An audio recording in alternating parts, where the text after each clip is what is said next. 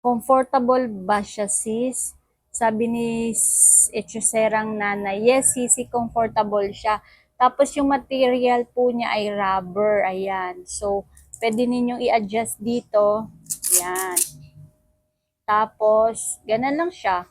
And then yung likod po niya ay nakita nyo naman, ano siya, yung parang rubber siya na gano'n. Ayun, no? Hindi siya yung dinikit lamang. Di ba yung iba kasi dinidikit? So, ganun siya, sisi. Tapos, may iba't ibang color to. May black, nude, parang gano'n. So, tingnan nyo na lang dyan sa yellow basket kasi mabilis lang siya maubos. Wait, so, isukat. So, ganun siya, sisi, o, pagka once na nakaano sa paa mo. Okay siya, maganda siya, ha. Tsaka comfy. Kaya yun ang kinagustuhan ko sa slippers na to.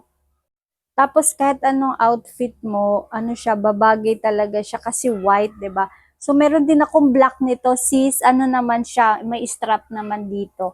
So maganda siya, malambot siya suotin. Tapos ang size nito, 36 kasi ako.